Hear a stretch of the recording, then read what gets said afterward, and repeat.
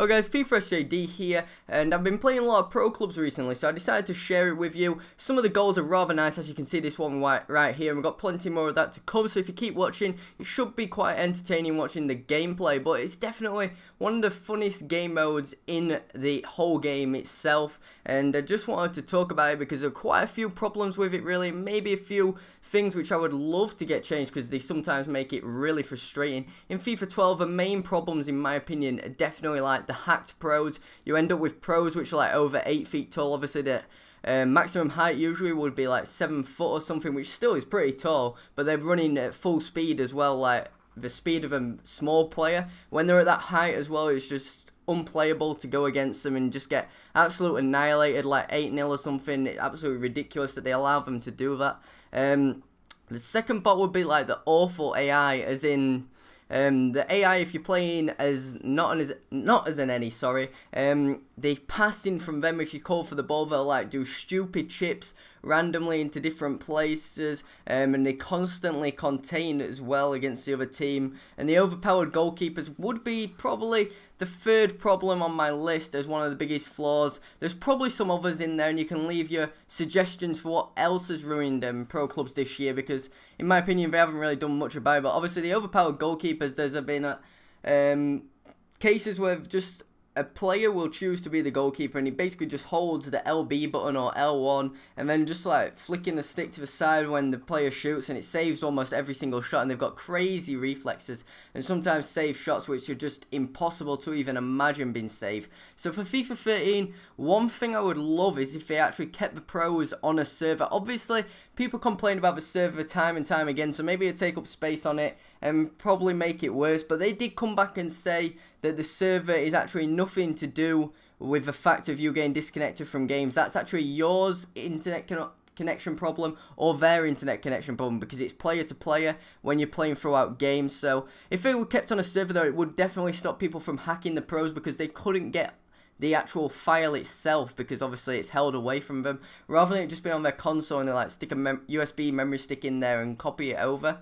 The next thing would be to upgrade randomers, well, the random players you get in your club, like when you're playing as a team of 4, etc. And then there's obviously the other 7 players filled out for your team, and they're like 64 rated defenders and midfielders, etc. And when they're coming up against 90 rated virtual pro attackers, it's not very good to defend with against them, and obviously can lead to a lot of goals being scored which just aren't your fault. It does promote actually going out and getting a group of lads together, about 11 or so, and actually playing with a full team, but the thing is, it just seems a bit unfair that they come up against this. Now I reckon it would be really good if maybe they could actually make the ratings of those go up as you increase in star rating. As you know, as you'll get so many wins, etc., you go up like half a star each time. And maybe if the ratings went up a bit and you came up against opponents of a close level, because obviously that's the next point I'm going to get onto. Matchmaking does not put you against a close level to your team. When we started out our pro club again with this one, and it actually was like skill level 100, coming up against teams which are like skill level 5000 just seems unfair in my opinion.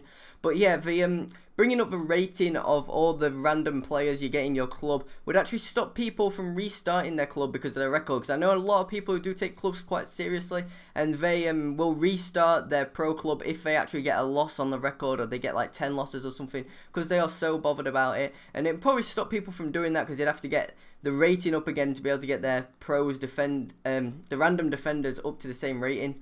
Also, it would mean that the pro rating means something more for serious players as well, because say like you got a competitive pro clubs team, if they even do anything like that, but it would mean like if you're playing together to make a serious record like that, when you're bringing in someone's virtual pro, if their virtual pro's rated less than the random defenders, you're not really going to take them on into your team. So maybe that would be a little something that's better. Now I already discussed the matchmaking against closer levels, so going on to a bit more of the matchmaking, and that would be to give you the option to play against an any or not an any. So like say if you have someone playing as the any option in your team, then it should matchmake you up every single time against someone else playing as the any.